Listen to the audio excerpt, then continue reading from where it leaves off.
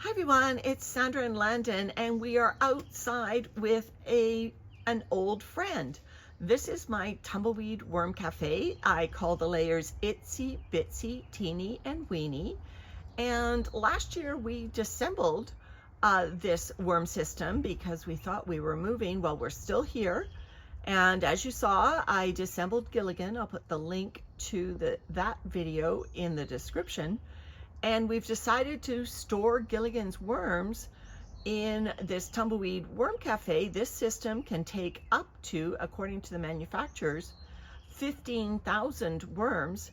So I don't think Gilligan had that many, but I've been baiting out worms from Gilligan's castings and putting some into my other systems. But today we're going to be pulling some more worms out of Gilligan's castings and adding them to these systems and getting this worm cafe up and running. Right now you see it's in the sunshine. That's not where it's going to rest. Landon actually is able to move this system once it's filled. He's a strong guy, so he's going to move it to a shady spot for the summer. But in the meantime, let's fill her up. All right, so this is the lower drainage level. We always leave the spigot open. Never had any drainage out of it, actually, not since I learned how to run it. And so I always put bedding down here. As you know, if you own one of these systems, worms do find their way down here.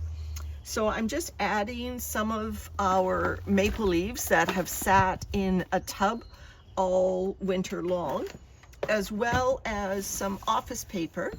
And this, look at how nice and dry that office paper is.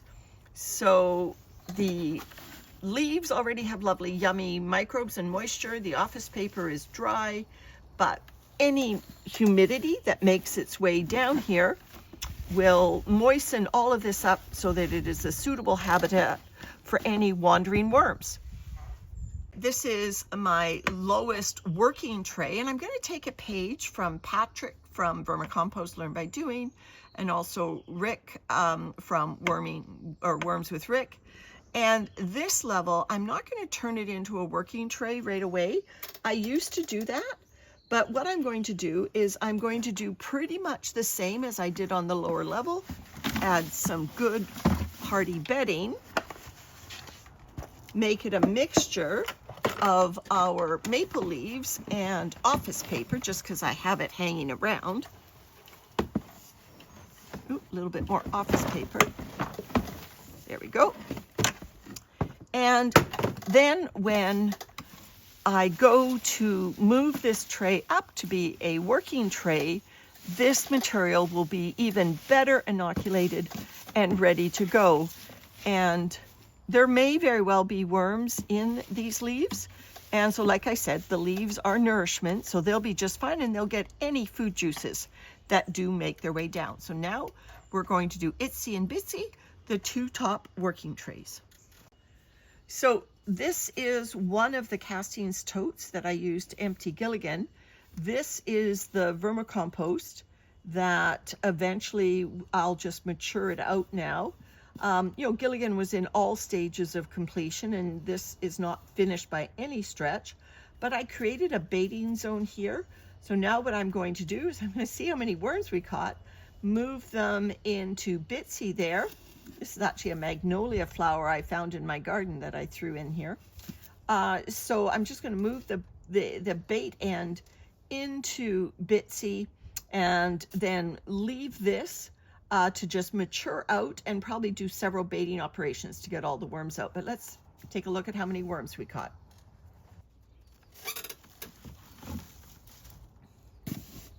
I see some crawlies. So I use my maple leaves to trap the worms, to bait the worms. Yeah, there's some worms in there.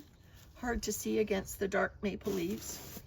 I use the maple leaves and put food scraps in. Now it's been 8 days, but these containers have been in our greenhouse conditions that are, you know, not stable temperatures. So I was, you know, it's always a bit of an estimation when you bait worms, you know, whether they're going to respond or how quickly they're going to respond. And certainly temperature is one of the considerations here.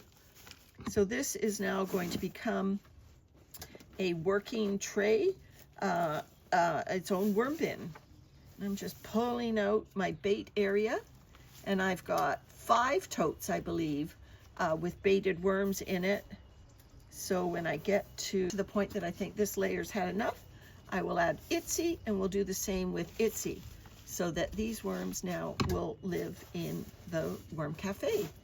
So I got, I think, 1 more handful here, maybe 2 out of this container, the baited worms. Now looks like there's still a little bit of food left from my baiting, but at the end of this, I probably will give these worms a feeding. That looks like that piece of plastic I had in Gilligan. So you'll recognize some of the things from Gilligan as well. Yep, worms in here. Okay, let's do this again with another tote. So this tote that I'm going through is actually closer to being finished, the vermicompost, but the baiting area is not. Look at the baiting area. I obviously used some stalks from our garden. Here's a tea bag, my goodness. And here's a banana peel. Oh, this baiting area is a hodgepodge. Let's see if we caught any worms. That banana peel hasn't been in there a week. I think I must have added that more recently. Yep, I see some worm tails there. Now I did add some dry leaves, dryish leaves on top of that other baiting operation, because I don't want all the worms to disappear down to the lower levels right away. They're safe if they go down there. You saw we put nice moist bedding down there for them, but I would like them to stay in these working trays. This one, I think there's some worms there. This baiting operation, yeah, I think this is a big root mass here. Let's see what we've got in here. Yeah, worms. So like I said, these were from Gilligan, but I've added some of my garden waste in here and some other food scraps, just to enhance the baiting operation out of these castings, so that the vermicompost rather can finish up. Okay, and obviously Gilligan had avocado pits, and they're still attracting the worms. All right, next tote, please, Len. All right, so this is my 3rd tote that I'm just pulling out the baiting operation. You saw me prune my hanging baskets, and these are some of the hanging basket prunings. Wouldn't be surprised if they actually start forming roots and growing into plants again. But like I said, I also added veggie scraps to enhance the attractiveness, to bait out the worms. So this tray is almost full.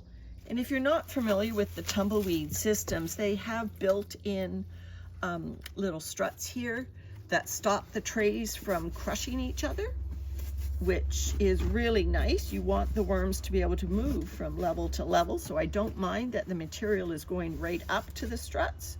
And even if it went a little bit beyond, you know, it's spongy, it can be compressed. But this tray, after emptying the baiting operation and adding some fresh leaves as I go, this tray is now good to go. So now let's do the top tray land, and let's do Itsy. And there's another worm going into Bitsy.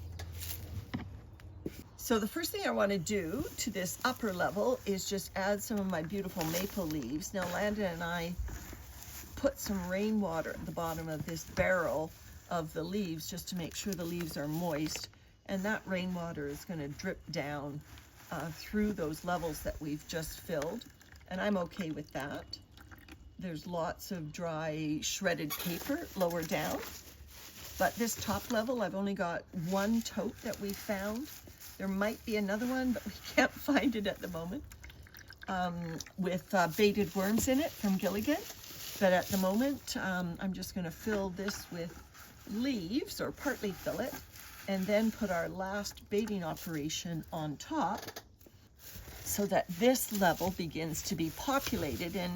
And Itsy here is going to be the upper level, so it's where I'm going to be feeding first, and I will give these worms a feeding after I add them. So just trying to see whether my bait operation was successful.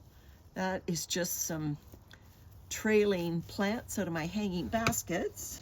Want to find some worms for Itsy here. See if my bait operation, I may have timed it wrong. It may be too early or too late, who knows. With our greenhouse temperatures, it's really hard to see what would work. Anyway, I'm pulling out these leaves, hopefully find more worms than this. Oh, here's some worms. Great. Some worms going into Itsy.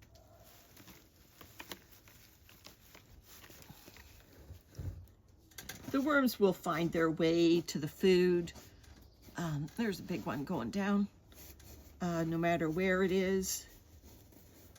There's some worms there, going into Itsy.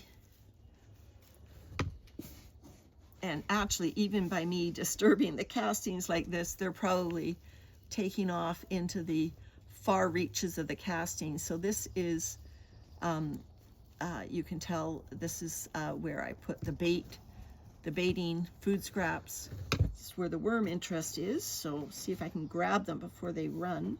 There we go. So my goal with this system then, why we're moving it to the Tumbleweed from Gilligan, is, you know, this looks less obvious for our house for sale, and it's more compact. You know, the amount of room that the Worm Cafe takes up is very small for the size of the system. Like I said, can take up to 15,000 worms. Yeah, 5,000 worms per tray, they say. And giving a lot of castings turnover very, very quickly. Okay, so we found the last tray of Gilligan's worms. And so this one actually has sitting on the top of it just some of our stems that I've been taking as we harvest greens. So I don't need to add more food for these worms. I know this is raw food. It's going to take a while to decompose, but the worms will be just fine. So I'm going to add more worms to the top here. Hopefully this bait operation was also successful. Got some nice green needles coming in.